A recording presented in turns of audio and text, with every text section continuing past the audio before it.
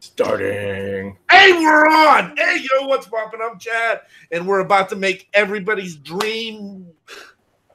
I don't know. Come true. Very dark. Tonight is the night of all nights. Oh my God, we got feedback and all kinds of crap is going on, but nonetheless, let's dive into our host with the most, the eyebrow raising, toothpick throwing, step on the gas. He's gonna kick your ass. Hold up. Carson, what's going on, dude? Hey, how's it going, Chad? I need to get me some toothpicks. I've had a toothpick for a while to throw at the camera. I'm failing on my gimmick, but before we get into our esteemed panel and our guest, I want to get into the chat just to say hi to everybody since we're getting started. The first one we got is he's burning it down. We got the architect, Sam's Tangled Web. Next up, we got fellow Hoosier, Comic G-Man. How's it going, Comic G-Man? So glad to see you in the chat. Next up, we got Hunter Thompson. I need to come up with something Triple H related there, I think. I'll work on that one next week. We got my friend Don from the Comic Core chat, Mastodon, Comics and Collecting. Next up, we got Mr. White Gloves. I still need the white gloves. I'm sorry. But nonetheless, we got Splash Page Comics. He says he's 200 in the chat. But nonetheless, he's #1 in our hearts. So happy to have your Splash Page Comics. Next up, we got I Got Issues. What's going on, man? Glad to see you in the chat. And we got Jeff G as well. He says, go Bucks. Yeah. Go Bucks. All right. So there you go. And we got our guest from last week who has just been, I've watched his content all week. He puts out some awesome videos. Check out Joe Ryan Comics. If you weren't sold on him last week, definitely go to his channel, sub him up, look at his reviews and stuff. And then we got one of my favorite Instagrammers out there. He's, I think, actually, Bueller, that might be a print of his behind you there. We got Brett Hess Art in the chat. It is. Look at that. Yeah. That's Brett Hess Art. I mean, that's like his name on his thing here, Brett Hess Art. And that's Brett Hess Art right there. Yeah, absolutely. So It's if you the like best what you of see both behind worlds. Bueller's shoulder there, definitely go to Brett Hess Art's Instagram and buy that print because that's an awesome looking print you got there. Next up, sorry, I went all over the place in the chat, but we got Who Dat Comics and Movies. I hope Who Dat gets well. I know he's running a little bit of a fever today, so best wishes to Who Dat. I hope he gets well soon.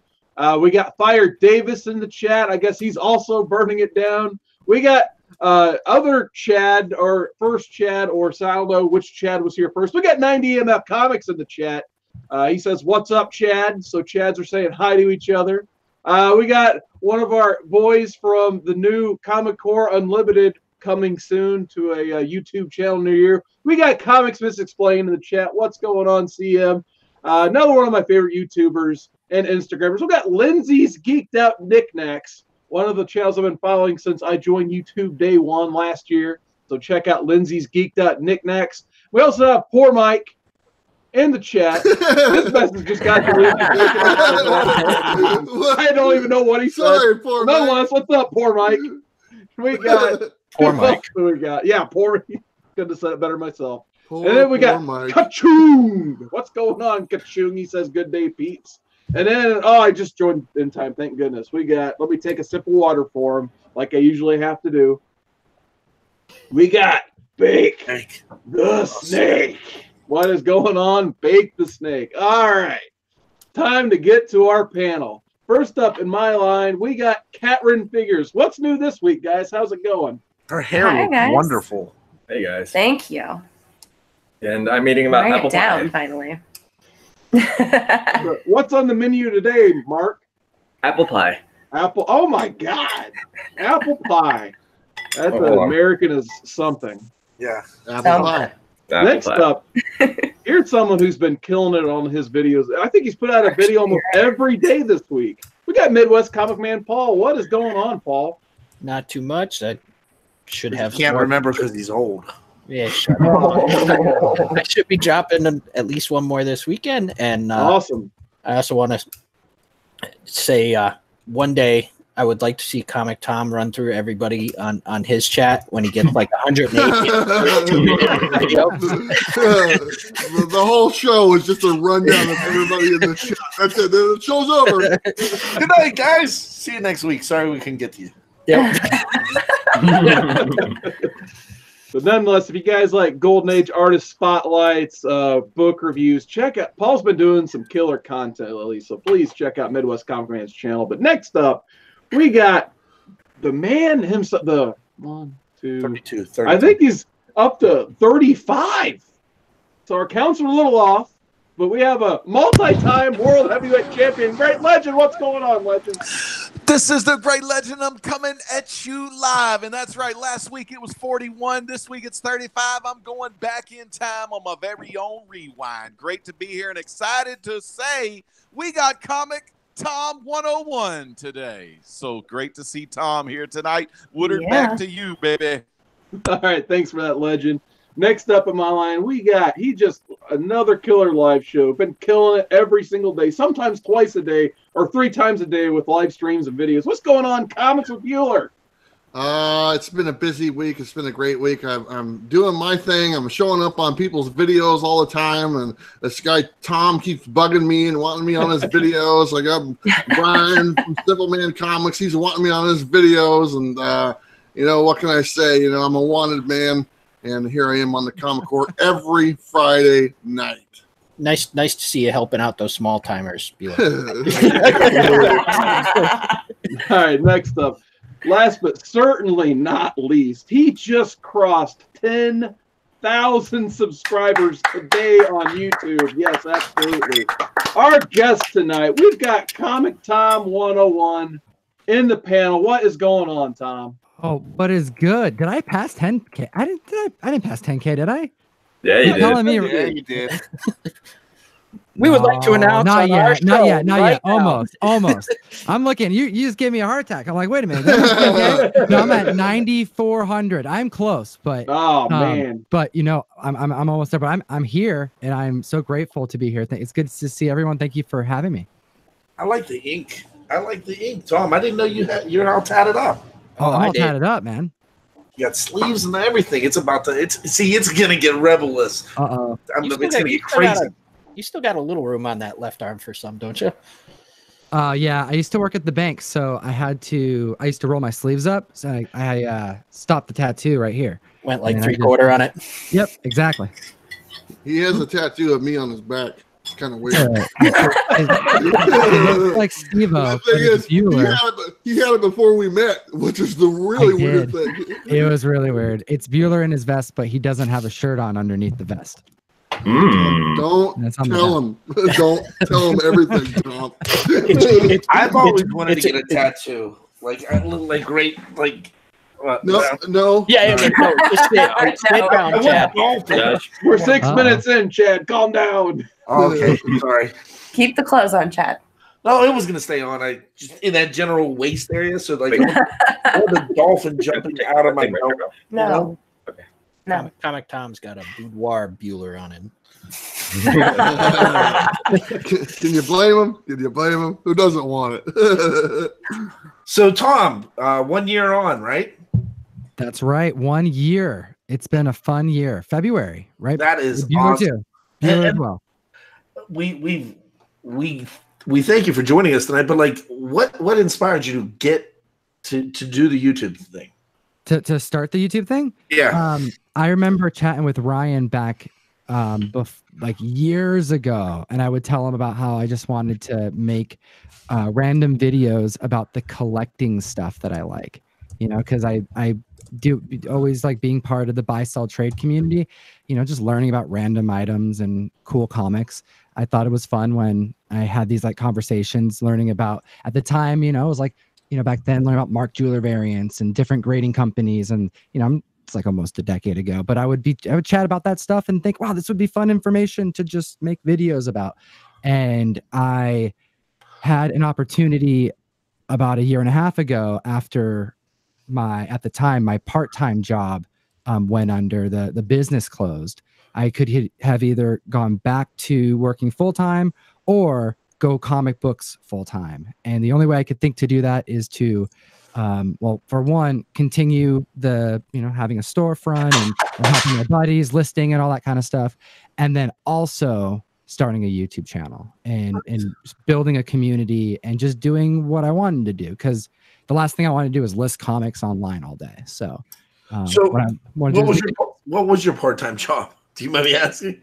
Oh yeah, I went from working at the bank, and I was doing that full time, and I hated my life, so I ended up weaning off that and worked part time for Amazon, and I was the guy who hired all the audio visual personnel for the corporate offices up here in Seattle. There's like 40 plus big buildings that are all owned by Amazon, and those buildings were filled with like groups of like 4 to 6 different audio visual technicians, and then there would be other departments that were like, they just did the live events, and then there's also like the when they do concerts, there's those type of audio visual peoples, and anytime they would need a specialist, I'd be the person that did the Craigslist listing. I'd go to the Art Institute, I would interview the people and get them into the doors and schedule with the managers and just try to get people hired, and I would send them off. And it was a cool job because I worked from home, and all I would do all day is interview people over the phone, and I would have the same spiel that I would give over and over again, just depending on the job that I would talk about. But some jobs, it would be like I'd interview 10 people in one day, one after the other. So what I'd do is I'd put on like I'm a big horror movie fan, so I put some straight like Saw 5 or something on the screen, but turn it on mute because I can't have the people on the other end listening to that. So I just have like just horror movies playing all day while I'm just like, so please tell me about your, a time where you really went out of your way for your customer. You went out of the way and you gave them a great experience, and just getting those kind of interview questions done. And all the while there's like the saw happening and eyes coming out of skulls, and and I did that for about a year, and then the company was essentially purchased by Amazon, and then I'm like, all right, I'm gonna start a YouTube channel. And a year went by, and now we're here. Tom, have you always been a West Coast guy? No, I was born in Buffalo, New York, and lived half my life there, and then moved out here. Oh yeah, no, for real. I got out. That place was terrible. I worked up in Rochester for a little bit, and that place sucked. I mean, Rochester was awful. And then so going by Bueller's math, you said you spent half your life there, so that'd be like 9 years. Yeah, just about. I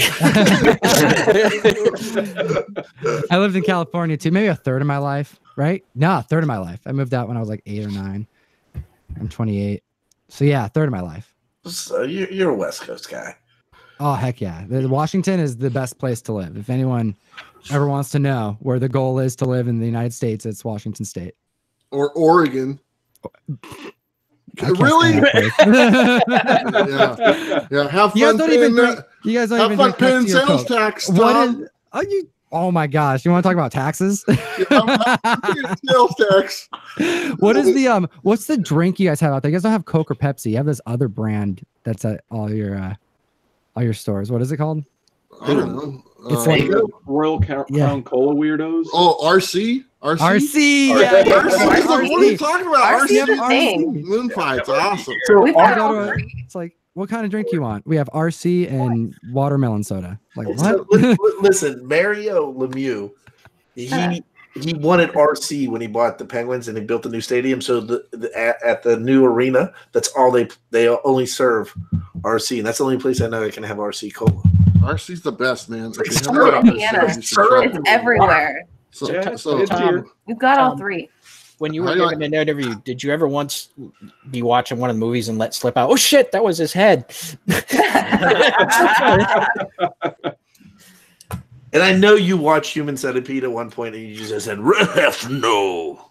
Yes. So I watched that movie. That was the worst. I'll tell you a story about that movie. Don't go upstairs. Like this is kind of sad, but like the neighbor lady across the street from me, she's kind of an older, crabby lady, and she thought I was driving too fast. And she when I came home one day, and she's like outside on her porch, and she yells at me, "You're driving too fast!" And she's like 88 years old. And I said, "You should watch the Human Centipede. You'll love it." And, I go, "It's on Netflix right now. Go watch it." She's like, "What?" I go, "Go watch it. You'll love it." The only reason he feels bad is later there is an ambulance at her house. There's some more to the story, but I'm not going to share the rest because it is pretty morbid. So we'll go through the panel real quick, and we'll ask favorite horror film. I will start off with the eyebrow-raising guy. I enjoy the original Dawn of the Dead the best. KATREN? I love Trick or Treat. Marky Mark. I like my box. Yeah. No, Paul. horror film. Paul, what movie do you like? I'm gonna have to. It doesn't matter. Yeah, Paul. I'm gonna have to go with yes, all of them, but I'm a purist. I'm gonna have to go with the original Halloween. All right, Mr. Legend. Scariest movie has got to be the second one, Back to the Future 2. I mean, that the alternate reality. I mean, Marty wakes up. His mom's got What the? biggest boobs ever. He's up in the damn, the 80th floor of Biff Plaza. I mean, it's insane. But no, really, honestly, as a kiddo, it was Texas Chainsaw Massacre. As an adult, I really dig in all them Wan movies. I like the Insidious. Yeah. Nice. All right, Bueller. The People Under the Stairs. I like that flick. Oh, yeah. That was a good movie.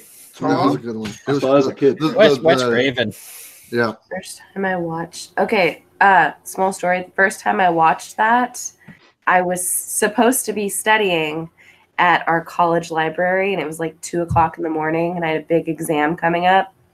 And I actually had to take the stairs of like our really run down. And that's how you and run Mark down met. dorm. No, it was super scary. Hey, about you, Tom? Ooh, Paranormal Activity 2.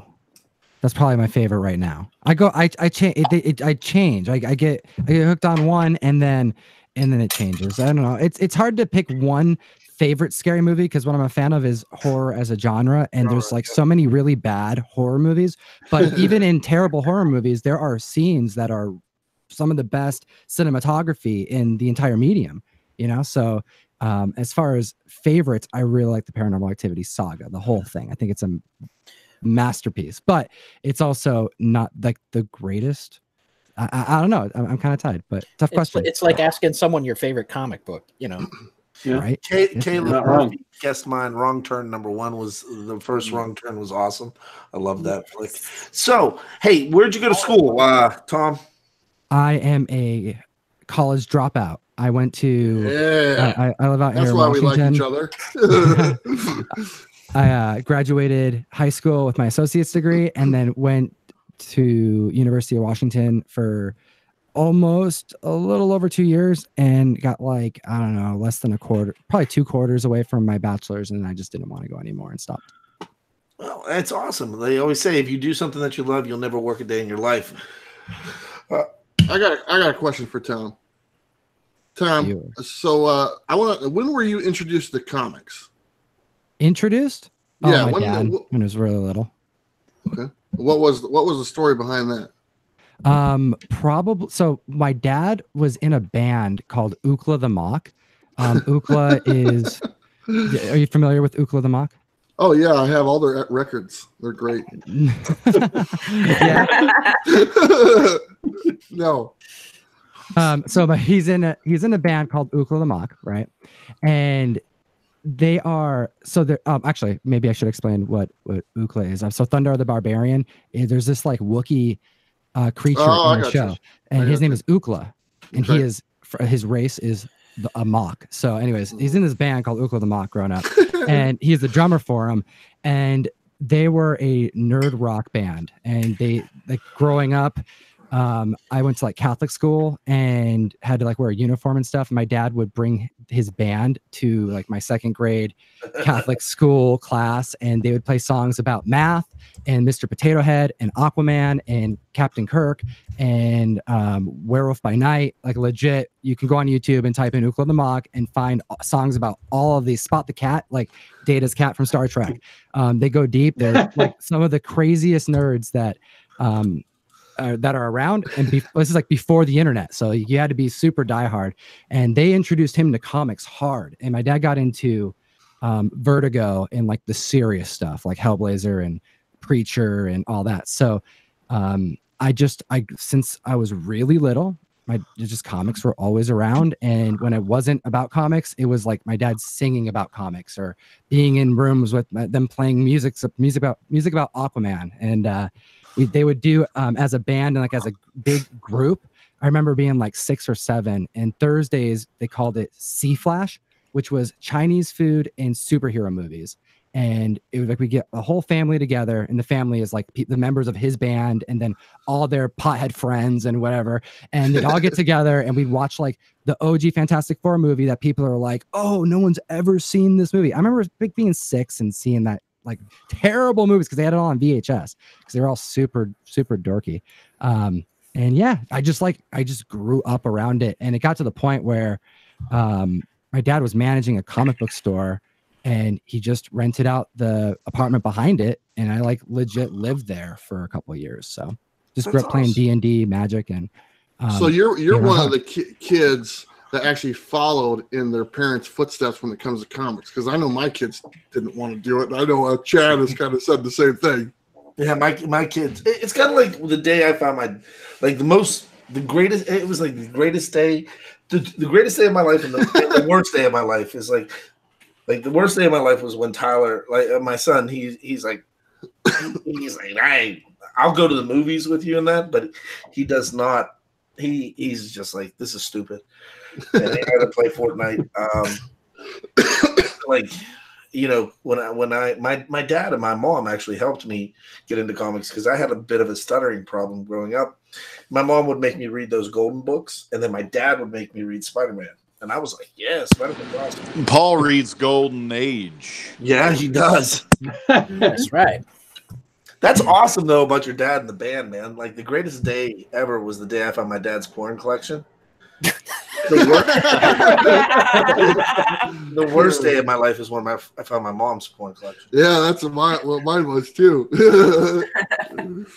Yeah, that one in the grandma's porn collection. Don't forget to tell them that one, Bueller. Tom, your story about watching the Fantastic Four movie reminds me of when I was in college and we managed to get our hands on a bootleg copy of Akira. And there you go. And everybody's like, oh, this is the greatest anime movie ever. It's only in Japanese. You can't get it in the U.S. Oh, yeah. For the record, my grandmother was a preacher. I did not find her porn collection. That would have been Garth Ennis's best comic book. I'm calling it now. She's watching. I don't know. Well, there's someone in here called Midwest Comic Man Ball and Chain. I wonder who that is. That's awesome. I thought you said she wasn't going to be watching tonight. She's here. She'll probably fall asleep, but yeah, I guess the World of Warcraft servers are down.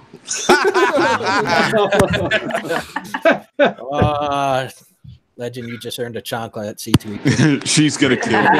She's probably gonna rip. She'll probably just grab me by the chin and just physically rip beard hairs out of me. No, that's the one thing she won't do because she hates it when you shave your beard. She does like the beards. All right. I got a question. I'm going to throw it to the host who's with the most, who's got the big one. Oh, wait, no. Oh, TMI, brother. TMI. We're gonna go back to the chat for 1 second. We got JLS Comics in the chat. Jesse from JLS Comics. He always has the comic conversation Thursdays, 8:30 p.m. Eastern. He says she's always watching, talking about Midwest Comic Ball and Chain. We got Jekio in the chat. He says bootlegs of Akira, my teenage mind, or Bluest teenage mind. So we got Caleb Murphy. He says, yo. We still got Sam's Tangled Web. He's throwing around that blue wrench in the chat, making sure everybody stays in line. So thank you, Sam, for moderating. We got Mr. Gretzky 9966. I know he loves collecting. There he is. Some of them Comics. Archies and Action Comics. Yep. And then we got Chino's Comics some more. He just had a great interview on Comics with Bueller's live stream right before we went live. Houston so represent. That was awesome to watch. Let's see who else we got. Comic Tom's in the chat. Thanks for Comic Tom is in the chat. That's awesome. pretty cool. That's awesome. It's nice to know he watches the show. I not only watch, I subscribe. There you go. Wow. And like. And I like. Yeah, and everyone else should know too. And here's another one for you guys. Hopefully with Lenny tonight. He says the cat is here. We got Big Lion Cat 646. believe he has an auction coming up tomorrow night. So definitely, if you like auction, sub up Big Lion Cat 646. And we've just been discovered, guys. We got Discovery Bay Comics. What's going on, JB? Glad to see you in the chat. And speaking of Jay's, we got John's Comics with Kids. Another one of those Comic Core Unlimited dudes you can look forward to seeing in a couple weeks on Comic Core Unlimited. Next week or something? I don't know when it is. We'll see. It's probably going on right now. We don't know about it. Oh, yeah. I think it's like a week from Wednesday, I think. A week from Wednesday. We're going to call it that. We're going to put him on the spot and make him do a show a week from this upcoming Wednesday. No, they're like really organized. They've been like getting together and they're talking about topics. We have a topic. Segue. No. We have a topic. What's the topic? I love topics. I'm waiting for Carson to figure that one out. We have a topic. Okay. Do we want to do the topic first, or do we want to get the picks of the week? Oh, okay. Ooh. Picks of the week. I like that. All right. Picks of the week. We're going to do picks of the week. Because I want to talk about Magic. Yeah, go ahead, Bueller. No, go ahead. Go ahead. Go. I want to talk about Magic Order number 6. This is my pick of the week. You get to see the conclusion to what I guess is now known as the Magic Order Book 1, according to the last page. So that means not only, was this a great issue, they basically told us at the end, we're going to get more Magic Order. So I think, out of all the Mark Millar stuff that's came out the last couple years, this may be the best one so far. And there's a lot of good ones. Reborn was great. The new one, Prodigy, has been really good. But for me, Magic Order has probably been the most consistently great book. Not only is Oliver Coipel does awesome art, but the character on the front here, you get to see her just, basically kick some magical ass in this book. The whole family of the Magic Order just been getting just annihilated and killed off and beat up for 6 issues. And in this issue, you finally, you get that little sense of revenge basically on the whole plot that's going on. And I don't want to spoil too much beyond that, but I'm gonna have to reread all 6 of these. This one got me excited for a possible Magic Order Netflix series. So this is easily my pick of the week. Very cool. So let's see, Kat, what is your pick of the week? Hi. So I actually did a review on my channel of my pick of the week. I was not expecting to like the book at all because I've kind of been disappointed by Wonder Comics from DC as a whole. But Wonder Twins, number 1 this week, was actually a lot of fun. Who's the writer on that one? What is it? Mark Russell. Mark Russell. He's like right down the street right now doing autographs at my local shop. I didn't realize who it was. Go get me an autograph. I'm not gonna do it because I'm talking to you right now. So. You can end the stream now and go get me an autograph and then come back. It's fine. No, I'm not. I'm sure all the guys will be fine with it. I would not. I'll miss you. I haven't read it yet, and the only reason I haven't read it yet is Family Guy. Did you watch Family Guy today? Is that why? No, there's a joke in Family Guy that's just about the Wonder Twins. Oh yeah, turning into the form of her. Yeah. Yep. I know what you're talking about, but no, it's actually a lot of fun, and there is some references to becoming a male in it. How would you know? I did a review of it. Oh yeah, I read the book. You were there. Yeah, I was there. Who was the writer on the book again? Mark Russell. Is it Graham Morrison?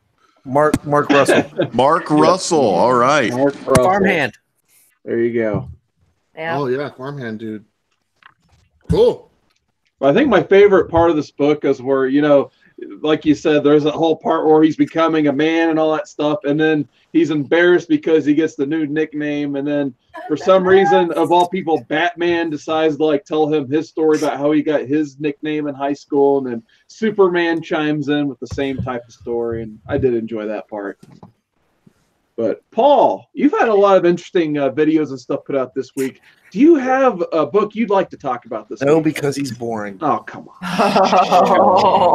Why don't be nice to Paul? It's early. He's got a golden age, I swear.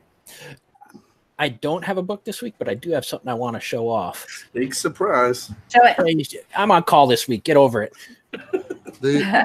unlike a lot of people, I actually liked the Venom movie for what it was. I accepted it wasn't going to be the greatest movie ever, but it was entertaining. But I hated the movie poster. However, if you went to go see it in China, great wrestler. Show it. That's what you got for the movie poster in China. Wow, that's gorgeous. That's awesome. I've not seen One Night in China. Oh my God! 2 thumbs up.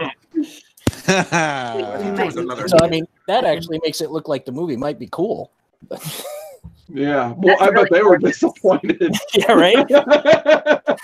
No, that's a really awesome poster. It's an awesome piece. Lay it back. Why'd you put it face down? Huh? Why didn't you hang it up? You couldn't have taken I'm gonna hang it up. It's one night in China, face down. Oh, Come on, man. Yep. Bueller start, everyone. Yeah, Bueller that's after right, dark, Bueller. That's Captain hey Come Bueller. on. Please no. Hey, Please Bueller. no. Hey Bueller. No. Hey Bueller. What? That's only if his wife can find it. Oh my God. We got Inhuman X in the Oh, chat. We got New Tech Comics.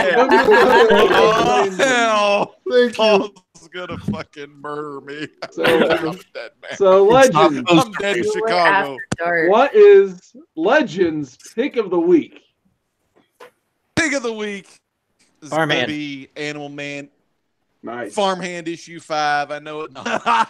No, it's Animal Man 15, Grant Morrison, Volume 1, and how he helped save some dolphins and stuff. And there's some guys that was killing off dolphins and some friendly sea creatures, and with the help of Dolphin herself, you know, they were able to save the day. Grant Morrison, Animal Man issue 15, and Woodard. It's on the DC Universe app. So if you have the just DC got Universe added. app, read the whole Grant Morrison run of Animal Man. You'll be glad you did, and you'll be saving the animals at the same time. Remember to stay and neuter. Yeah. Thank you, Mr. Parker. Good one, Ted. Bueller, did you get a chance to check out anything this week? So here's the deal. My comic shop still didn't get their books in this week. Okay, I went there today. They still hadn't had them. So what I did get, I got an act of kindness from someone, and I wanted to show this because it's really neat. And this is awesome because this is special.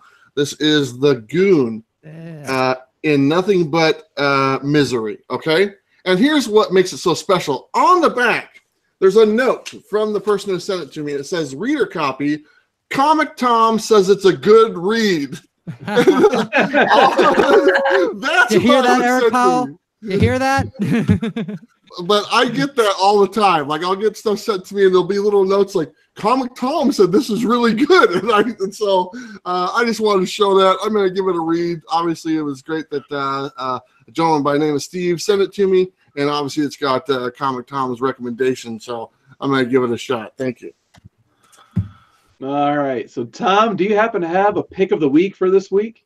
You know what? I do. Unfortunately, I'm in the same boat as Bueller, though. My shop, which is Mill Geek, he just got his comics yesterday, and he's actually moving shops today and throughout the rest of the week. So I'm waiting on my comics. But I did read a comic book this past week with Ryan, Fire Guy, and we covered Silver Surfer 56. We did a video on it, and I had one of my favorite moments with Ryan reading a comic book. All the breakdowns we do together, these are like videos that we make after we've individually read these and then read them together. And in this book, you get the result of, or rather, you find out what happened to all the heroes after Thanos wipes them out. But you find out why there are inconsistencies in the saga, because different issues show this battlefield in different ways, and they show different characters there, and they show different deaths and different styles, like how they were killed and who killed them and who's even there in the first place. And it was this big old buildup, and we actually made a video in Silver Surfer 55 calling out like, this is wrong, this is wrong, this is wrong. And then we read 56 and we're like, oh my goodness, we would have been made fools of. We would have been the people in the back of the comic that wrote in all these nasty letters to the editors about how they made all these mistakes. And then to our surprise, we were wrong. So we found out in this issue, and it was a fantastic moment. So anyways, Great issue. Silver Surfer 56 and actually 55 and 56. You got to read them together. It is a 2 issues that take place between issues number 4 and 5 of Infinity Gauntlet. Silver Surfer hasn't gone in to try and remove the gauntlet yet. He's being told by Adam Warlock, hold on, we got to let the heroes down there do the first wave. And even if they all die, we got to let them die. And then you can go in because your involvement's too important. And Silver Surfer waits. He waits. And then he goes. These 2 comics take place in between those 2 seconds of Silver Surfer waiting in his mind. And it's a beautiful thing. Damn, that sounds like a pretty kick-ass story. I recommend it. Yeah, I'm definitely going to Highly check that out. recommended, man. Chad, can you fix the camera so I don't have to look at Paul?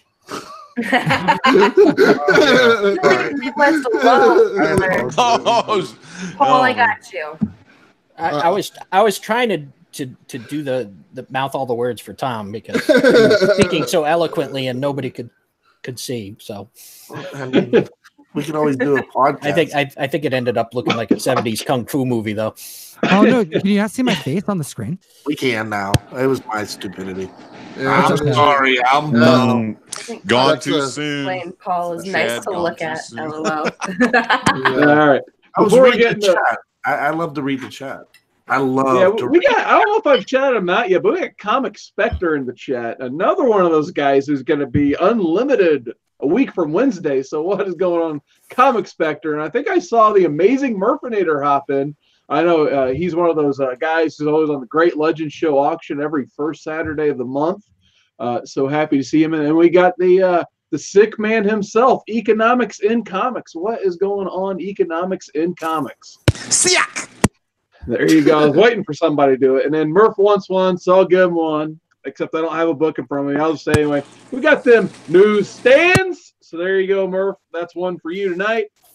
And we're going to go ahead and hop into our... Can I give my pick? No, can you fix the camera again? Now it's stuck on. I don't know. If you're done with the camera... I'd rather have it That's your pick, Chad. I thought you said you hadn't ready. Give me your pick. I'll give you that. Fix the camera. Spectre, up, it Chad. just went off the rails. Chad, what is No, your it pick hasn't. of the week? Murder Falcon number 3. That's number 5. 5. Oh, yeah. Off the rails. Always paying attention there, Chad. Yeah. I'm not really a bad dude until you get to know me. He does look handsome tonight. I already said this, but he does look handsome tonight. He's got his hair Yes, done he pretty does. good. You know. So Paul was sexy. coming on. I was like, he's going to be the guy with the hat on, so I don't have to worry about somebody saying, who's the dude with the hat on? Hey, Tom, they came on my channel. They got dressed up. It was pretty nice. Oh, I They were forgot to wear wearing- my blazer. They were wearing suits and ties. At least the people who got the memo did. It was prom night on Bueller. Okay, get it together. Listen, I sent a pigeon 3 days ahead of Prom time. night on Bueller's live show. Yeah. I'm It sorry was. you didn't get it. Man, I didn't get it either, man. Me and Paul, we came with beards. So that's what we had. Oh, yeah. We're going to get into our topic of the night. We want to talk about, the importance of the Overstreet price guide. So we're going to hop right into Tom on this one because I know he loves them. Like he said, the buy, sell, and trade aspect of the community. So Tom, what do you think the impact of the Overstreet price guide is on today's comic collecting climate? What's your take on this? Ooh, interesting. Okay, so I think that for a new collector, it's not as okay. Well, let me think about that. That's a good question. Okay, blanket statement. I think it's the most important tool belt in your home if you are a comic book collector. Mhm. So that's my threshold for Overstreet. I put it on a very high level. And aside from there being many uses, it's also a really good. It looks good on the set of ComicTom101. You've got a big old 2 big stacks, one for you and your co-host. Pretty damn awesome. Yeah, they're all old. They're old ones from these shops that I'm associated with. They just bring them in. They're like, hey, here's some old Overstreets for the table. Awesome, man. The old ones look good too, man. They're pure nostalgia right there. Absolutely. So great tool for new collectors and as well as serious collectors as well. Everyone uses them. So, Tom, what is a Overstreet advisor? Because you got a couple of them on your channel. That's right. We have two. Russ is a brand new Overstreet advisor, and you'll be able to read his input to the 49th edition that comes out in a couple months. And it's going to be his debut in the Overstreet. And Jeff is a 6-year veteran, I believe, Overstreet advisor. But pretty much what they do is they help provide information to Overstreet so that they could help put together better information in the book to price books better and to just help with the overall analytics that Overstreet manages on a yearly basis. That's awesome, man. It's really, I agree with Tom. I think everyone needs to have this book in their home, whether it be new collectors, old school collectors. You know, I used to be really crazy. I was buying one a year, but then I kind of started tapering off to getting once every 2 years, once every 3 years. But I had to get the 48th edition. I always get the hardcover 48th or a hardcover one. And the 48th one, man, had this sweet looking Planet of the Apes cover to celebrate the anniversary. I guess it was the 50th anniversary or something, 68 to 2018. But damn good. You know, you get a lot of pricing, you know. I mean, if I say, you know, if it's a big boy book or you're selling a Grail or a key or something like that, you still probably want to use eBay or, you know, GPA or whatever, or Go Collect or whatever you like. But for just regular books and just the information, the main thing about it is the whole first part of the book you get. Now, granted, there is a lot of ads, but, you know, a lot of the people that own shops and stuff, they pay big money to get their ad in Overstreet, but they have a lot of great information in Overstreet about the Bronze Age. You got, like Tom said, you got the Overstreet price advisors. They're putting down a lot of their information that they've learned through their past year or whatnot of collecting and where they see the hobby going and where they see the marketplace going for buyers and sellers. How about you, Chad? Do you have any Overstreets at your place? No, I still use Wizard. What's a Wizard? Gone too soon, buddy. Gone. Prices are real up to date there. Yeah.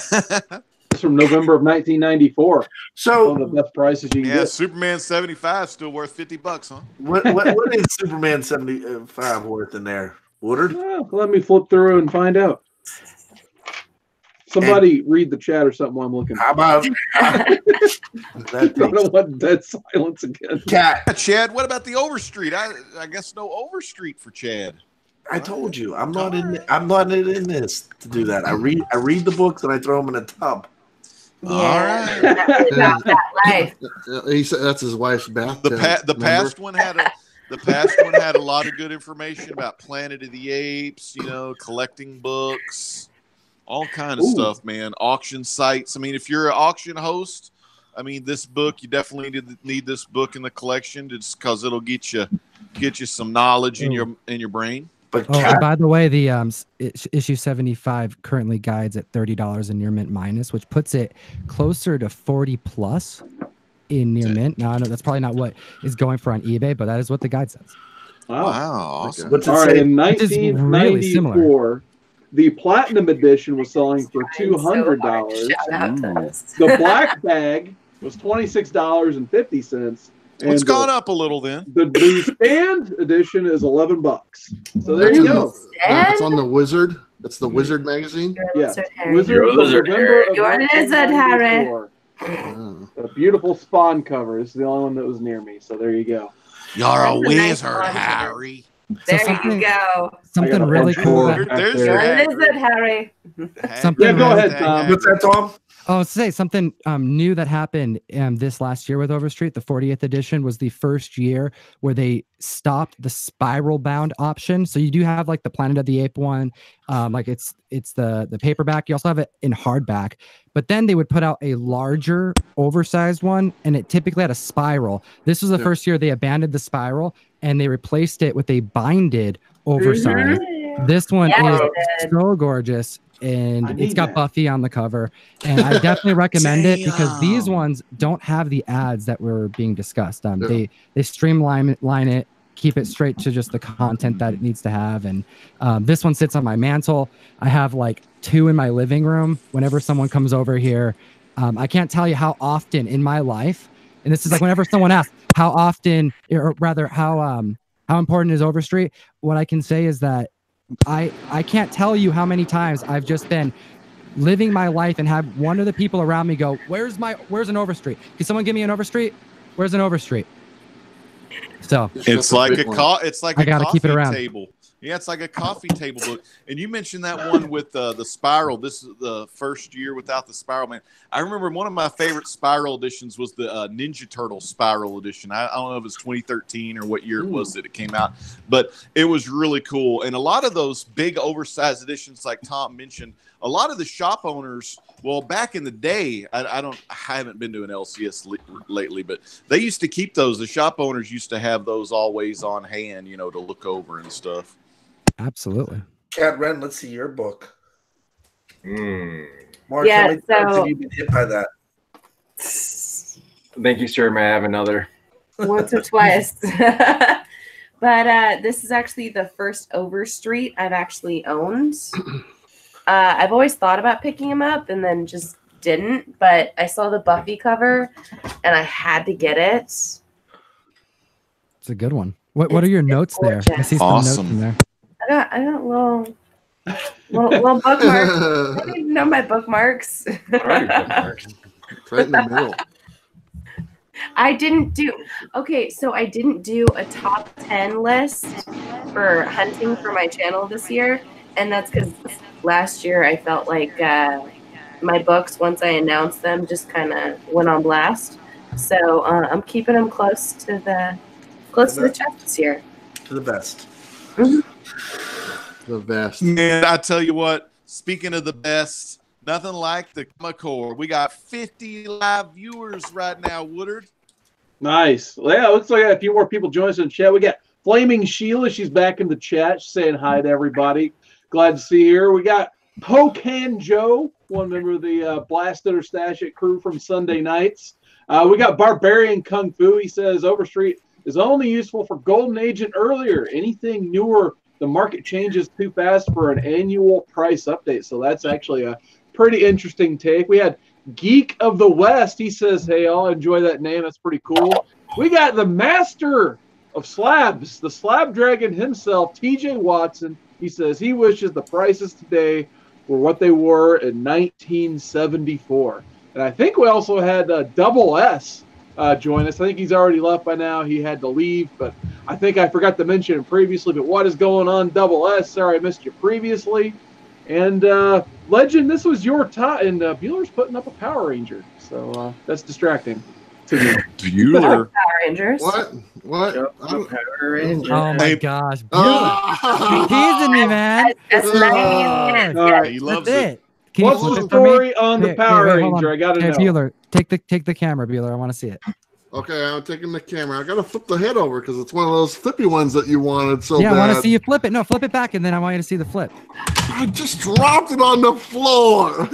You know God. what? I was around. I worked at Eckerd Drug in 1990. I think it was 90. Well, it was 94. It was 95. Because isn't that when the White Ranger came out? Tom, I had those. if you like Rangers, hold on one second. I bought all of those figures Mark's for my coming younger back. brother. So when I worked at They were the very first Power Rangers action figures that came out. Yep. All right, are you ready for the All flip? Go right. for it. Go, Bueller. All right, here comes the flip. it. It's gonna happen. Do There you it. go. Hold on, do it again. You gotta take the camera, Bueller. I'm trying to take the camera. Chad, You put have the to keep camera on me. talking. Keep talking, Bueller. The whole All time. right, here we go, and the flip is on. There you go. I just flipped Tom. There you go. I thought Dad, it tell looked your good. story. Great Okay. figures. So Tell your story. I know it. So I was a senior in high school. We went on my high school went on strike, so I got a job at KB Toys, and I got offered French maids and sexual favors by moms for the white Power Ranger because there was only like one per box. So I got a lot of fun in the back. Oh my god! Yeah, that's gross. Wow, man. I would. Really? Oh. All right. Damn, we can't. Hey, we can't all be sick freaks. But check out this helmet. So this is what Kat makes Mark wear. In the box. This is part of the costume. That's just terrible, guys. Part of the costume. But can you hear? Oh, I can hear you guys. So, I'm here. Is there a lot of gum in there? There's probably a lot of gum in there. Why would there be Gum? gum in Why would there? There's gum in here. I don't know. Just Why kind of would stick it there on the be thing. gum in there? No. I think there should be gum in there. Stick it on the It's on the thing. shelf. Yeah. I don't know. Very That's kinda safely. cool. What, make it smell like winter fresh in here? Are you serious? Go get your ball gag. Oh, Have you yeah. seen the 20th anniversary Power Ranger toys that came out? Yes, some They're of them. so nice. I want them, and I didn't get them, and the movie came out, and they spiked really hard, and now I haven't gotten them. Ridiculous. I like to buy a lot of the original 90s ones. I'm going When I for them. I want the whole setup when I can afford it. I went wanna to what's that? GameStop today, and they had all 4 of the 80s movie turtles and the figures, and Oh, nice. they looked awesome. And they actually had the TMN, the ooze, the cracked pipe or the container. Yes. Nice. That's pretty. Get it. Now they also Okay. they had a super large pickle Rick. I really wanted pickle Turtle. Rick. It was Bueller. Yeah. Bueller That's was funny. at your shop. Every time you see a pickle Rick, people, it's actually Bueller. I don't know. Hey Tom, did you know that Bueller takes pictures in front of pickles With pickles? all the time? That's What do you do? So- What Can does he do? some stuff And he stay sends between them to us? people. Can some stuff please stay between us? No, Oh, no. man. Tom, I have to You know know how everything. How many pickle aisle selfies I've gotten? Wait. What does he do? He takes pictures of himself with pickles? Yes.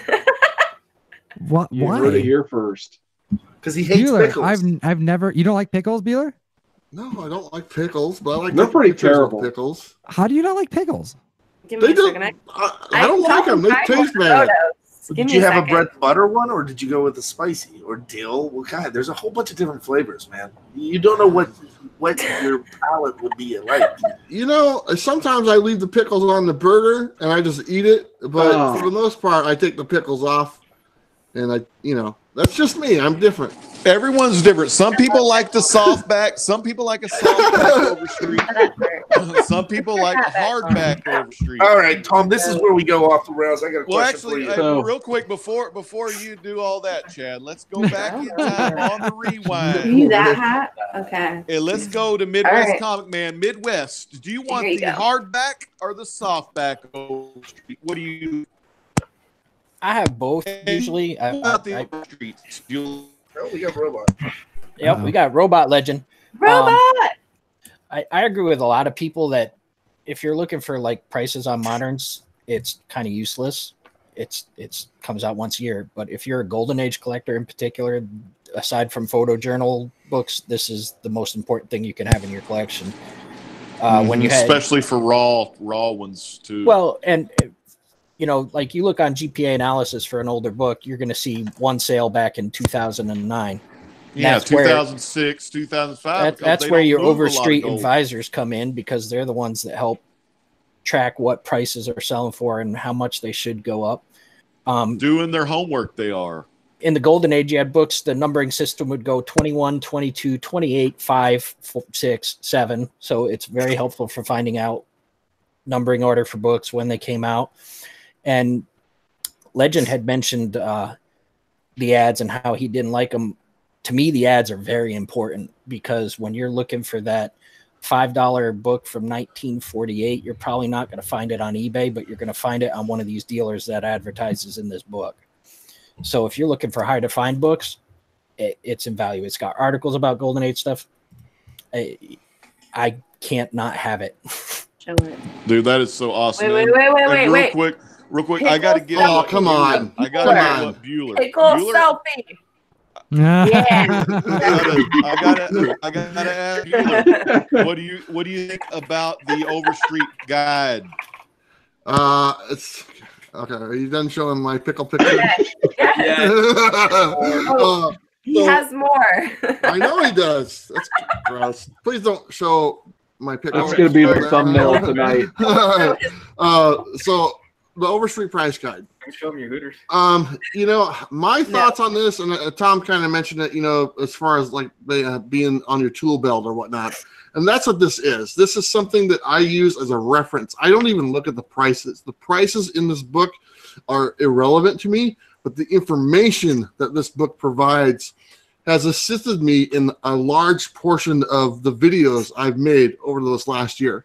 Whenever I'm looking for doing a video on just the keys, this is sitting right there when I'm making those videos. This is what I think this is meant for right now, because the prices, they're almost obsolete before the book even comes out for the most part, at least for newer books or something that's spiking, because this is only a 1-year release, and the market doesn't, it goes up and down quite fast, not just once a year. So as far as prices go, it's not something I use. But as far as information, that's exactly what this is for, and you'll learn a lot about the comics that you want to collect, and that's what it is. Dude, that's what it's all about. Woodard, back to you, man. Did you talk about your Overstreet yet? No, I got to be honest. I'm kind of in the Chad camp. I don't own an Overstreet price guide. I don't really. if I need to know the value of something, I kind of just go online. But I really want that Buffy covered. Yes. So I'm gonna have to seek out volume 48. So if I find that, that'll be my first Overstreet price guide. So Tom, I gotta ask you a question. Are you going to any cons this year? Oh yeah. I'm gonna be going to Emerald City. I just got my tickets yesterday, or paid for them. So I'll be up here in Seattle. I'm sure I'll be at Rose City in Portland. I'm hoping to do New York again. That was a really fun con, and I was super sick this last year, so I want to try to give that another go. And then, we got a random California trips. I don't know. It's kind of tough to say right now. I think I'm going to be doing a lot more cons next year, 2020. But yeah, you bet you should do C2E2 next year. Yes. Or Baltimore. We went to Baltimore this past year. I actually took ComicMan Explained. We got down there. We didn't have a room or anything, and we got to the hotel, and the guy's like, you didn't get a room. This is Baltimore Comic-Con. And I was like, no, I'm sorry. And he came back. He was like, look, we got a room, but I got to be honest with you. There was 2 hookers killed in it earlier today. And I said, how much extra is that? How much extra is that? So it was fun. Is that Ben Affleck's room? Are there bloodstains? Yeah, that was a joke. It was a bad joke. Chad has the jokes. I mean, Blue brick. That went over like a blue brick. He's a funny guy. He's a funny guy. Yeah, but looks aren't everything. Everyone, put in the chat blue brick if you remember Chad's story and Chad's attempted a joke. Attempted a joke. We got Bear Island Comics in the chat. He's been waiting 3 weeks for the end of this joke. So shut up, Bear Island Comics. Poor guy. Hey, I watched that episode. Of what? The one I wasn't on where you talked about the blue brick. Chad usually rents rooms at places that the sheets have so many unknown substances you can use them as a bulletproof shield. That was Bueller's favorite episode, the one where Woodard wasn't there. No, I love having Woodard there. He's my buddy. Paul's never here. Oh, come on. Woodard physically, maybe. Mentally, yeah, I'm usually not here. Woodard was getting beat by R-Truth, and he had to stay home that night. I will be serious. I'm just gonna start doing girl mountain quotes. So honestly, when it comes to the comic books, Tom, I like to read the story. I like the stories. I went to college. I graduated with a literature's degree. I mean, Bill Shakespeare. He's my favorite writer of all time. If it wasn't for him, I totally would have overacted when my girlfriend killed herself. What is going on with? Oh my gosh! I mean, if you didn't get that, I got it. I got it. Read more. Yeah, exactly. I got a question though. and this is about the Overstreet. So what is everyone's opinion on the prices in Overstreet? Do you think they're valid? You know, as far as like market wise, because like I said, it only comes out once a year. I think for gold. I think for gold age and silver age, especially more, not the near mint stuff, but stuff that is lower grade, or average grade in the middle. I think it's pretty vital. Now, that's not to say your silver age keys, your golden age keys, anything that is like movie or speculation or anything that could be like the next big thing, the spec books or whatever. You always want to be current, so you want to check the eBay and the online and listen to the places like CBSI and stuff like that. But I think it's awesome for the old stuff, the older books, and even 90s books that aren't like popular. I think it's an important thing to have. Or I'll at least try to buy the books at the Overstreet prices. So go ahead. No, you're more important. I know. You're shorter to live, so go ahead. I think like Legend said, I think for Golden Age and Silver Age non-keys, it's the most accurate price out there. Because, like I said, you go to GPA or whatever, you're going to have a 10-year-old price. Modern stuff, no. Yeah, that's true. It's funny. It's like I look up Captain Marvel Adventures, like issue 22, which is the first voice of Mr. Mind.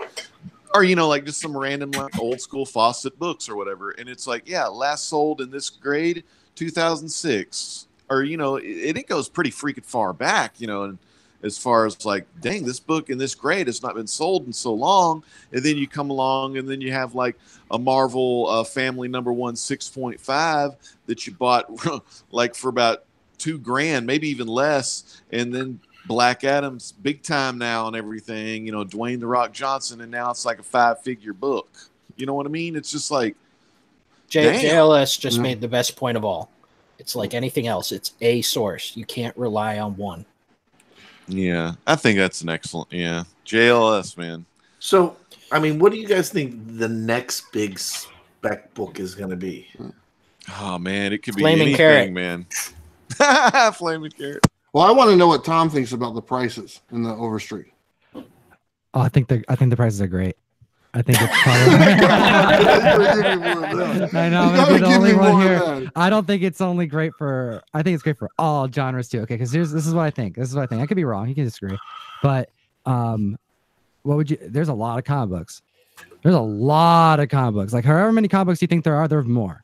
There's probably more that this Overstreet doesn't even have. Like it wasn't even until this year that they put Marvel Age in there. Like, so think of all of these ones that we're as in this hobby, we're paying more money for, these random ash cans, these random appearances, all of these, like, is it a comic book? Is it not a comic book? I don't know, but people are paying for it and it's going in the Overstreet now. Makes up what? Maybe 5% of the entire comic book market. All these key books that people want, all the stuff we talk about every week, the stuff that Immortal Hulk, the one issue of the 20. I think that we're talking about less than 10% of the entire entire quantity of comics. I think that if it is just those ones, the Overstreet's going to be off a little bit because those change all the time. The 880 Detective Comics, that took years before they changed it, and I don't even think it is reflective in this book yet. So absolutely there is a curve that some stuff is wrong, but I think the vast majority of the stuff in there is pretty dang accurate. And I'm talking about the 95% of the run, not the minor keys, not the ones that just all of a sudden change, but you look at some of these runs that have like 300 issues, and we're and I don't think, like, if 250 of the 300 are pretty dead on, I think that's a really good ratio, especially when they're talking between the lowest grade to a maximum of 9.2. They don't get into 9.2 and above. So a lot of the times where we're talking about is the price accurate, we're talking about near mint copies. We're talking about 9.6, 9.4, 9.8. And guess what grades are not in the Overstreet? 9.4, 9.6, and 9.8. Damn, let me just say real quick to all y'all people watching live right here, right now. That COMICTOM101 right there, representing the Overstreet comic book price guide, letting you know how he feels. Man, Tom, Damn, my beanie's off, man. Just don't announce him as a sponsor next week. I'm not I am not sponsored. Oh, please don't. People be making videos about me if you do that. I'm gonna buy this. I would agree with you. I basically it's good for anything until they announce that a character is going to be in a movie. Right. I'd like to introduce my latest sponsor is Overstreet from the Comics of Bueller. Thank you so much, Overstreet. Appreciate it. Well, let me tell you one thing. Just go to their website, type in Bueller, get 10% off the next issue. Bueller, let me tell you something real quick for Comic Tom, man. Comic Tom, you keep giving information like you just did, and I know you always do over there on ComicTom101, but you keep doing and you keep working hard and giving that kind of information. I guarantee we will see your name in the back of this book when they take a look at the newest comic book price guide advisor. And it's just gonna say it ain't gonna say it ain't gonna say your last name. It's gonna say Comic Tom 101. That's the celebrity name, baby. He keeps giving info like that. He's gonna get like 1,000 subs or something. Oh yeah. We got let's get Prowler's question. I agree. We need to cover that one. So he's asking in the chat, it says, should Overstreet consider going online to update book value as the market changes rather than yearly? Here's one thing. I went back in the 90s. Overstreet actually did come out with a quarterly update, but I don't think they do that anymore. That's right. They used to do that, and they tried to compete with Wizard, and it did not go well. It was just super dry. And then they bought out Comic Book Marketplace and ruined that. How about if we did a never mind. A good one, Chad. I want to hear it. No, seriously. I mean, they're missing they're missing an opportunity there. They could literally have people sign up, buy the book, and then pay, say, a monthly subscription service and get updates. Oh, like on a computer? Yeah. These days, look at me pointing. Or not. It would have to be online, though. I mean, there's a reason Wizard failed too. People don't buy, twice a year, a monthly magazine anymore.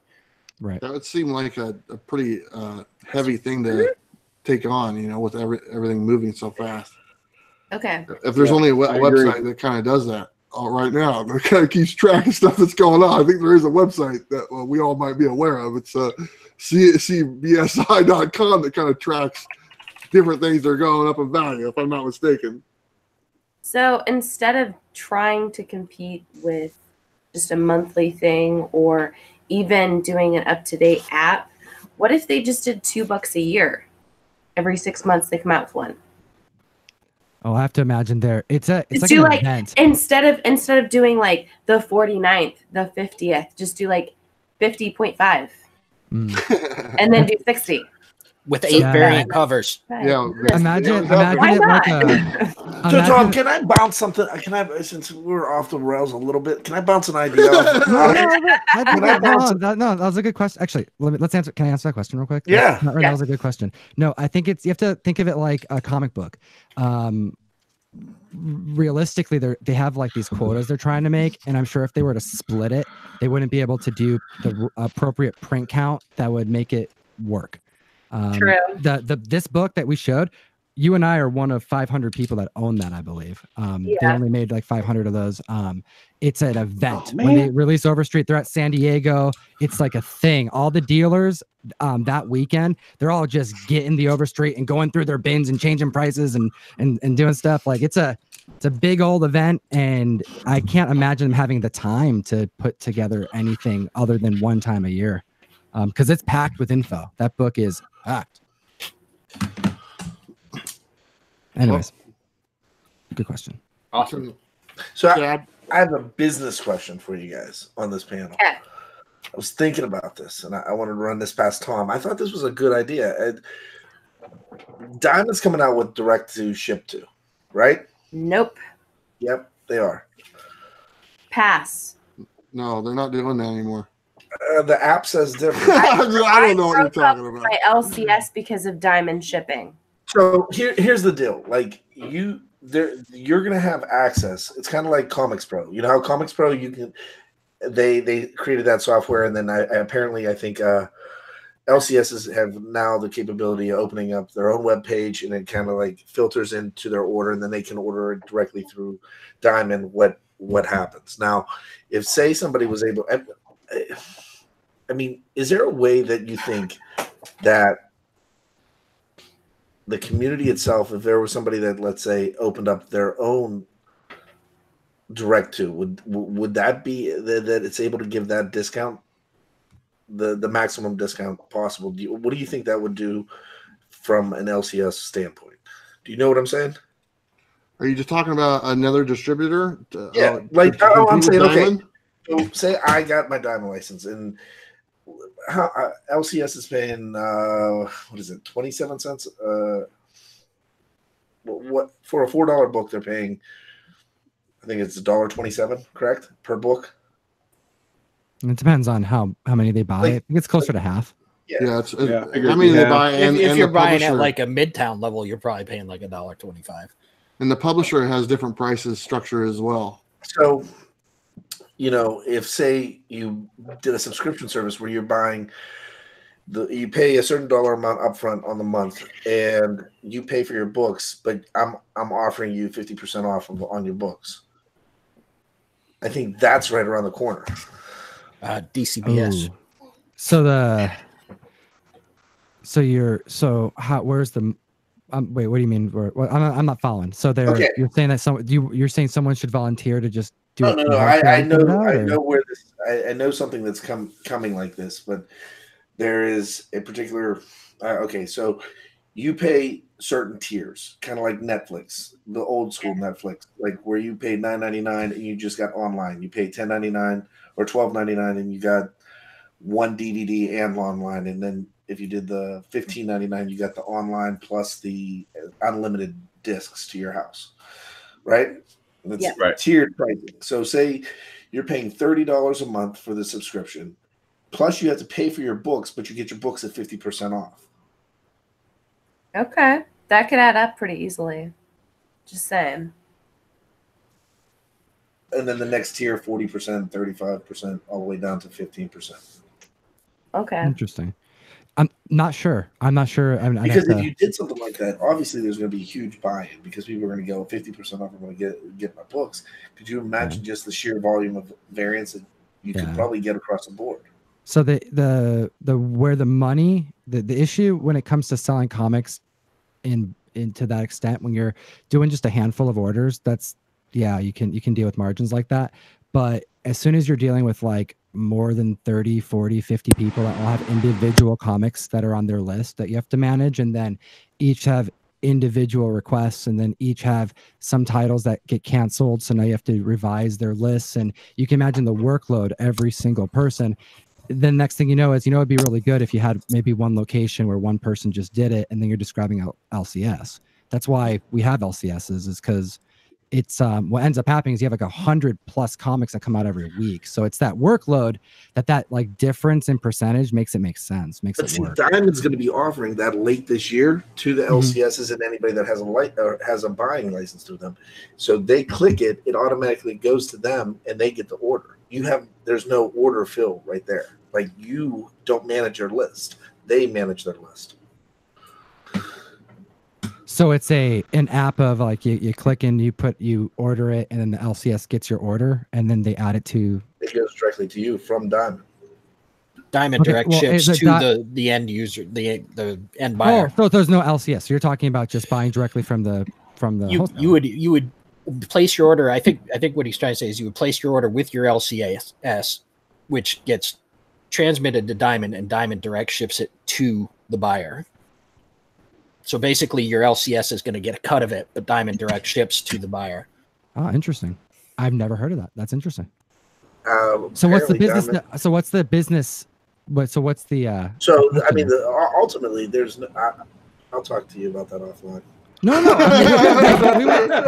Because everybody in this chat is the people that I was going to. I'm curious. We went this far. We should figure it out. Ultimately, there's no money being exchanged. So that's a great business model. Damn. There's no upfront cost to you as the business owner. Because if they're paying a monthly subscription up front, that's going to cover their first order. If they're paying their orders weekly, the money is just being shipped directly to Diamond. The bill's always being paid on time, and you just get the percentage of what you're you get the difference. No, that makes sense. Yeah, if you have like if it's not like auto pay or something. Yeah. Yeah, that makes sense. Now, and from the buyer perspective, I can look at this two ways. One, you're getting it direct from Diamond, so you have a better chance of getting your books in good shape. But on the other side, Diamond has a hard problem sending to stores in bulk and getting there in good shape. Can you imagine what the consumer would get at their house? They're going to get something that looks like a Pringle. It'd be bad. Do you think Diamond? I mean, when you think about it, do you think Diamond can handle the distribution of something like that? I mean, Diamond has a problem with just distribution to local comic shops. Imagine adding the extra workload of not only delivering to those comic shops, but also delivering to individual people across the United States. That's a whole nother logistics area. I was going to say that's an exponential increase in their logistics. It's hard to imagine Diamond shipping out individual comic per order. Like it's not effective. That's I've never cargo I could be wrong. And I don't know for Diamond, I don't think it could be cost effective. So not part of your scene has a good thing, and I hate to say this, but they said Diamond could be bought by Amazon. Gone too soon. Gone too soon. Honestly, it would probably be monitored a lot better if it were bought by Amazon. I'm sorry, but I would love a drone to come drop off my Diamond distributors. I mean, I have a whole rant there, but just to save it, they crunch your books and they don't care. I pre-ordered, just as a little example, I pre-ordered a comic book that came out like forever ago. It was called White. It was literally a girl versus a great white shark. And I didn't get a single issue until the very final issue. And I ended up just having to get the trade because, you know, small print runs, they all sold out. We had Action Comics on a couple months back. Diamond. Action Labs a couple months back. Chad Sacconi's first book, I can remember this, it was called Fractured. And it was one of Action Labs' first books that they were producing. Issue 3 came out before 1 and 2. Oh, when we had Ahoy on, they talked about the fact that all the shops got one of their books, the number 2 book, they were all damaged. Pretty much like every store in the country got them damaged, didn't they? And I don't know if, I mean, we can talk about it now, but we were going to have Wizard on here. And Paul, do you remember what they said? Yeah, well, Diamond, not Wizard. Oh, but yeah. We invited them to be on, and they were talking about being on. And I don't know if they got wind about what we were talking about. And I think they essentially told you, we don't care what the customers think. We don't care what the end user. Run for it, Marty! We're scared. And also Mastodon mentions, he said, my first question is, why is Diamond the only distributor? That wasn't the case until sometime in the 90s. I think there used to be 2 major distributors. And like Splash Page said, they pushed the other 2 out because Diamond is owned by Steve Geppi, who used to have one of the top comic stores. And he basically started making lots of deals on the back end and took everything over. And I mean, there's some great stories about when there were 2 distributors and there was attempts by Marvel to create a third, and it caused the great Marvel implosion in the 50s, and DC could have put them out of business, but DC distributed Marvel books. And I mean, but now it's a complete monopoly. There you go. Other than unless you go through like Kickstarter. I concur. What? I concur as well. What was Carson? What were you doing over there? I was just concurring with Mark flinging the money. Were you at the club? I thought maybe you were at the club. Diamond, it's just money. If they throw enough money at a situation, they'll take it over. And let's face it, Diamond has essentially taken over. So I looked it up. What's really there to combat them? Tom, go ahead. Oh, I looked it up. So right now, what's being said, it's called Pullbox. This is the service that Diamond is said to release, and this is announced through Previews World, and it's on Polygon.com. This was done within the last week. They say, according to Diamond's announcement, that this is just a way that you can pre-order your books to have them shipped to your LCS. So this isn't changing much besides you being able to manage what books get ordered, so you don't have to communicate that to your LCS and potentially miss a book. Well, I don't see anything about changing prices. I don't see anything about a service it costing monthly. It looks like it's going to be free for readers. I would love to go direct and not have to go through my LCS. Man. I was pitching you, man. I was going to see if you want to go in on this with me, and we can make millions and millions of dollars run this comic book game. Well, I mean, this could be a big thing for shops, though. I mean, I'm glad you brought it up because I hadn't heard about that, but I'm sure Russ is probably super excited and would love to chat about it. I'm gonna have to talk to him and bring that up. But yeah, it sounds like you could just manage your comics and get them shipped. It doesn't sound like Diamond's gonna be doing any shipping to you or to anyone directly, though. Well, I know this is actually being covered today by the board of Comics Pro. I think, and that's next week, correct? Down in North Carolina, Comics Pro, for all the LCSs. Yeah. I have a question. I would personally love to be able to order direct from Diamond and not have to go through my LCS, because I stopped ordering through a couple LCSs because they kept screwing up my orders. Because let's face it, 95% of the LCSs out there make their money on gaming now, not comics, so they don't care about it. Yeah. Oh, I should probably mention, it's a good plug. Russ has a Patreon where you can get a shelf at his shop, and he can be your comic book shop guy, and he'll make sure you get your comics on time. So. And I can vouch for him because he gets me my comics. So if you're having an issue, he can get you yours too, and he'll ship them in the right way. Anyways, that's what's up. Mm-hmm. I concur. Awesome. Before we get to Kat's question, I want to go back to the chat because it's been a minute since we shouted people out. We got Thoro Kiboro. He's just popping in to say hi. How's it going, Thoro Kiboro? We got not part of your scene. He's still hanging out in the chat. I think we had one called Nerdy Couch earlier. Oh, Nerdy Couch. Enjoyed That's that. Right. Nerdy Couch. Awesome. Nerdy Couch. We've got Get on that couch. Drinks and Comics. And then we had Mastodon Comics and Collecting says Diamond is to comics what WWE is or was to wrestling in the 80s, basically. And I kind of agree with that. Tom, who's your favorite wrestler? My favorite wrestler of all time? I really liked Randy Orton when he was at his peak back when he was fighting like Eddie. Oh, he passed away. Eddie Guerrero. Yeah, he was awesome. He was really cool too. And I went to a couple different. I used to go to the. I never liked going to the actual shows that were televised. I like going to the shows where it was like the pre-show. They did it the day before, and they basically would run through the script. And I remember seeing like Chris Benoit a bunch before his stuff happened. But I was like, he does not exist anymore. Up close and personal with that guy, like on a number of occasions. Him, because I got the good seat. You would walk right up, and he was I remember when he had the belt. But yeah, I got like pictures with that guy and stuff. It's crazy. Oh wow! Hey, you know what? I didn't know that about you, Tom. Wrestling boy. Hey, you know what? When I was younger, I was into it.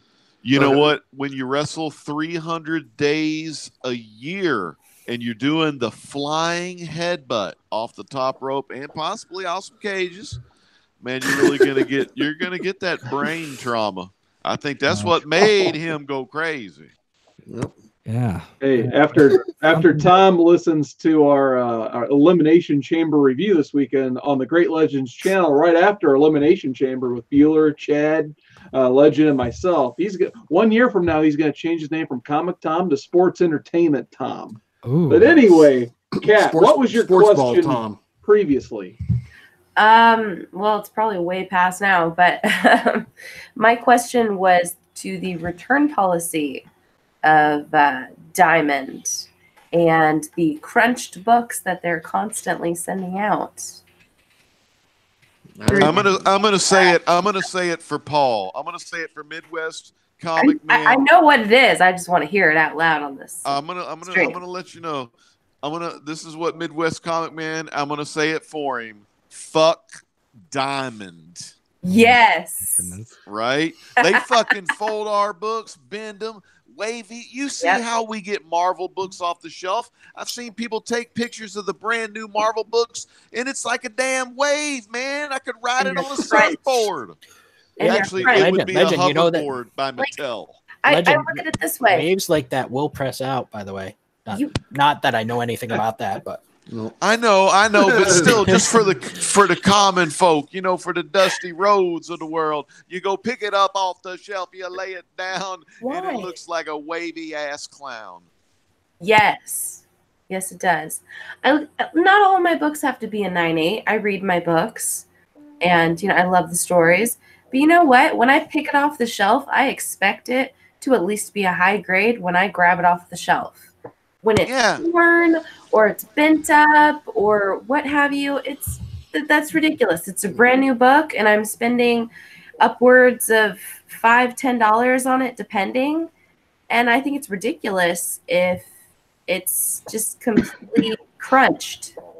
My favorite diamond story is I pressed an Iron Man 55 for my LCS, and I brought it down there and I handed it to him, and he was opening his diamond order, and his dumbass put the Iron Man on the table next to his order, and he started cutting the box and dropped the knife and put the knife right through the Iron Man 55. Oh my God! No, that's the Thanos book, right? The first Thanos and the Drax. Oh, and Drax, yeah. Oh my God! That hurts. Like, here you go, Paul. Press it out again. Yeah, every time I take him a book now, I'm like, okay, put the knife away and put this on the shelf. All right. Yeah, I was wondering. No, Paul Midwest, one of the best pressers of comic books and cleaning in the Midwest. Nice. Yeah, I still need to send Paul some books, but anyway. You know, you've been saying that for years. No, you've been saying that for years, Legend. The best part was when he dropped the knife. I think all of us did. You know, it was like slow mo in a movie. You could see the knife dropping, and we're all going, "No!" Did you like halfway think about sticking your hand in the way just to protect the book? Nobody's that crazy, Caitlin. I mean, maybe not over a Marvel book, but if it was like, if it was First Poison Ivy or something, I might think about it.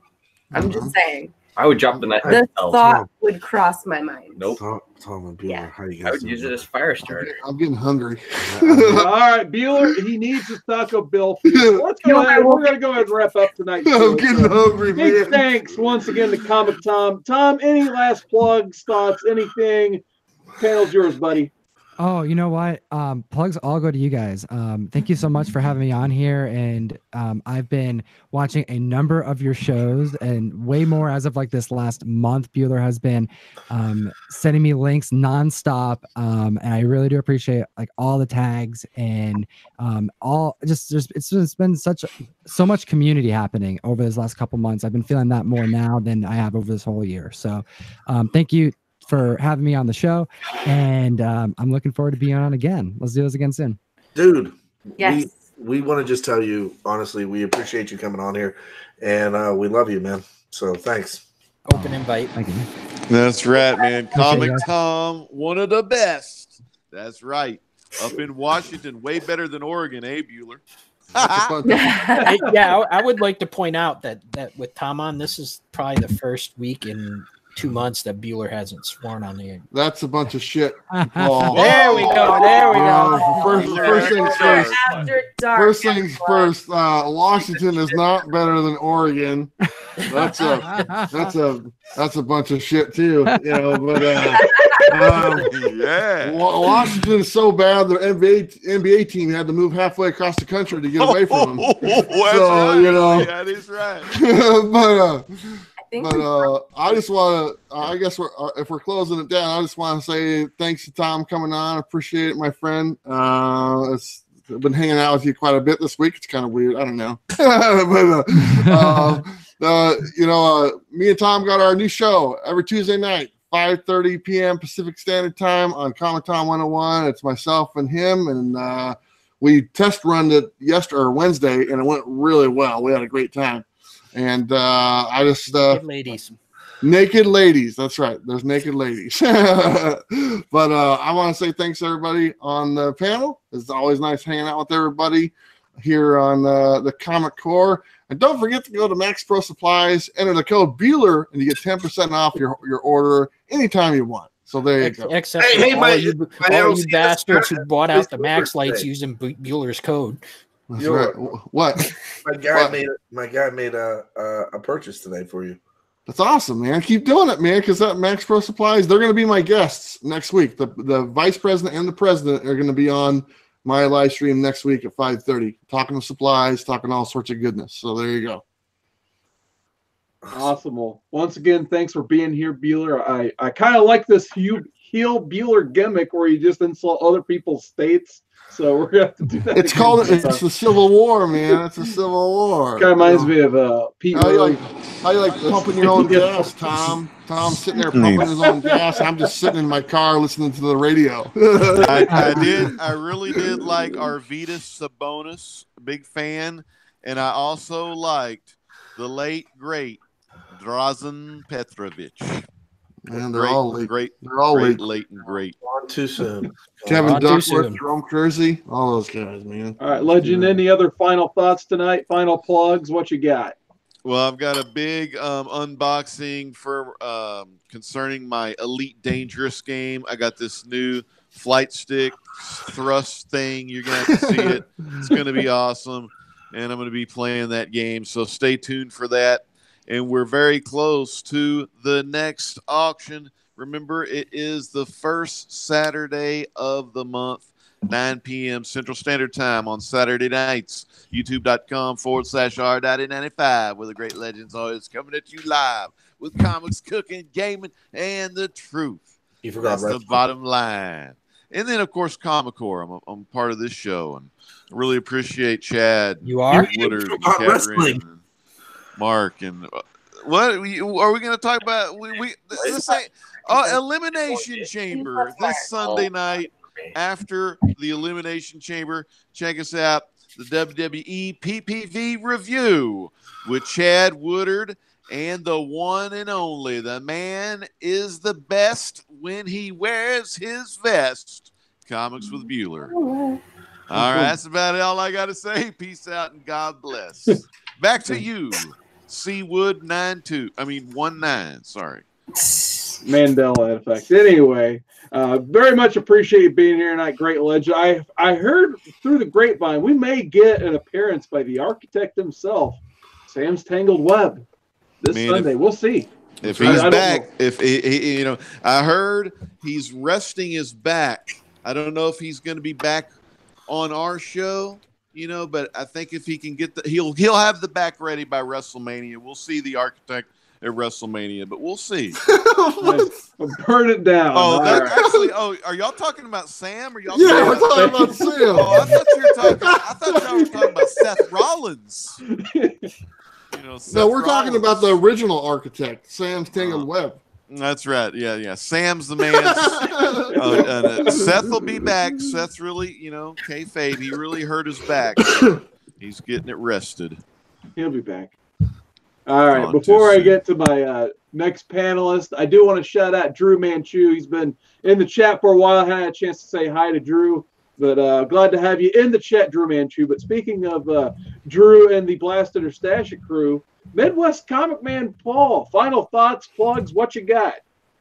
Everybody make sure you check out Blaster Stash Sundays, and if you like Golden and Silver Age stuff, check out my channel this week. I don't have everything figured out that I'm doing this week, but on the next episode of Inside the Covers, we'll be doing Planet Comics 2 by Fiction House, cover to cover, and my next artist spotlight, which you definitely don't want to miss, is Joe Kubert. And just a special thank you to Comic Tom for joining us on our happy hour. Thank you, my man. I appreciate you. All right. Thanks so much, Paul. KATREN Figures, what do you guys have for plugs this week? You look like you've been putting out some reviews. I appreciate the Wonder Twins review. So I got a chance just to skim this real quick before the show. I watched your review, and it was a good primer for me to read this book. So what you got? Hi. We got a couple more comic reviews coming out this weekend, but what I'm really excited about is an unboxing and review of this bebe, which is the new DC Primal Age. It's Ace the Bat Hound. That's ridiculous. So, I love it. this is actually like crazy big. I love collecting anything that's Ace, just because they don't make a lot of Bat Hound figures. And this is actually a lot bigger than the one that came out for the Crypto series back in the 2000s. I was going to say something terrible. I'm going to just shut up. I'm good. This was one of my Valentine's Day gifts from this guy right here. And which guy? Where? You stupid. Oh. But not part of your scene said KATREN's husband just there looking spooky the whole time. He's got Stockholm syndrome. Cut him some slack. It's okay. It's okay. But we're gonna have a DC Fans review come out, you know, whenever they decide to drop it, I guess. And do you have a Comic Corp video coming out? Yes, we do. Yeah. I'm excited about that.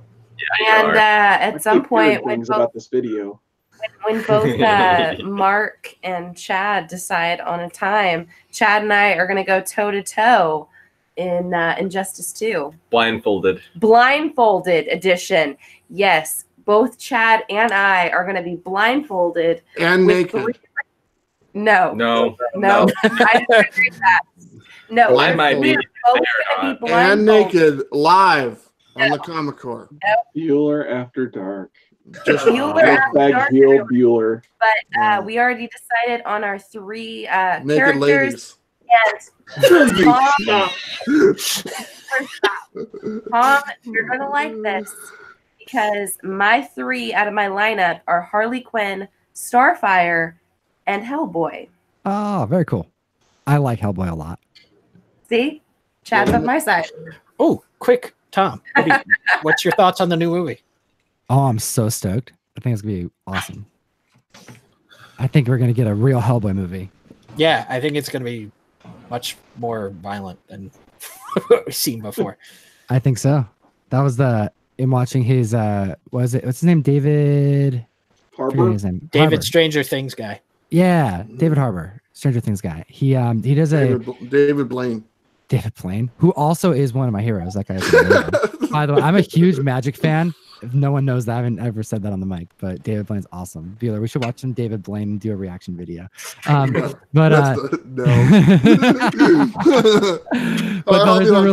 This sucks. David Harbour gives a review. He does a review of the trailer himself, and throughout the whole thing, every time there was kind of like a cringy moment, he's like, "Oh, the music is interesting choice. Doesn't really go with that scene." Oh, and he says basically the things that you're like, anytime you feel like, oh, I'm not too sure about that, he says something that makes you feel better. Like, oh, like he makes this joke as Hellboy, and then he goes, "Oh, it's a funny joke, but let's just remind everyone this is a really violent movie. Like, this is really violent." When I saw the trailer, I was actually kind of stepped back a little. I'm like, I hope they're not going for this much comedy, and then I've heard that no, they didn't. I think it's gonna be a bait and switch. I think we're gonna have a lot of people go see a movie and they think it's gonna be this like Hellboy's gonna be playing with cats like Ron Perlman, and it's gonna be all this like this nice, and they're gonna get there and it's gonna be R-rated, and Hellboy's gonna be just shooting monsters in the face, and they're gonna look like Mignola goodness on the screen, and it's gonna be a masterpiece, or it's gonna be terrible. But I'm gonna watch it either way and probably buy it. Yeah, there's no middle ground here. I heard you, KATREN.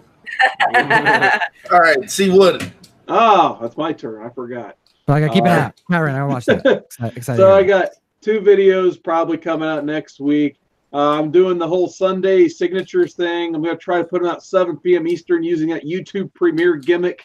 So look out for that. 7 p.m. Eastern Sundays, Signature Sundays, as I chronicle my collected signature collection that I don't even know how many I have. I'm rebagging the stuff, so it's kind of productive as well. But boxes 7, 8, and 9 will be shown this Sunday. And then after that, on the Tuesday night live stream, I will have that at 7:30 p.m. Eastern every Tuesday night. And yeah, who knows what we'll talk about then. I'll be talking about probably these wonderful reads that I had this week in more detail. And I actually have a Saturday off for some reason this week, so I might actually try to go to a shop outside my city here and hopefully find something there to show off Tuesday. But other than that, I'll be on, as Legend said, we'll have the Elimination Chamber review. Looking forward to seeing who's going to win those women's tag team titles and all that good stuff. So other than that, Chad, you have the on-off switch. Yep. So it's all you.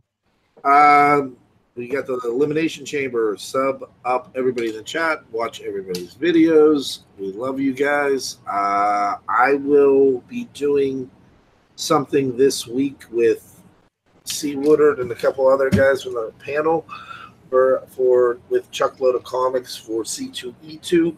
If you are going to C2E2, you have to swing by booth. Does anybody remember what our booth is? Oh, 1878. It's the Chuckload of Comics booth. We'll be there hosting and helping out Chuck and getting to meet the community and having a great time, hopefully getting ready to sing some karaoke. I will also be going to Punta Cana, joining you guys live from down there in a couple weeks. And I don't know. I am tired, had a panic attack during the show, told some really great jokes, things in the goddamn rafters. Let's go. Chad was the only person I talked to on Valentine's Day. He did. Called me and said, I love you. Yeah, I did. BUELLER After Dark. I called him to get the David I love you because you're weird and hung up on me. Hey, only YouTube person that I remember sending me anything nice on Valentine's Day was a message from my good brother Hoodat, Comics and Movies. That's Dude, I sent you one. Yeah. Well, I don't know. I just couldn't remember yours or whatever. But I remember, man, I got a nice one from Hoodat Comics and Movies. All right, if you guys want to join us in the chat, I'll throw the link up. The blue brick is still flying, so see ya. Flying all night long. Bye, everybody. Bye. Peace. Bye.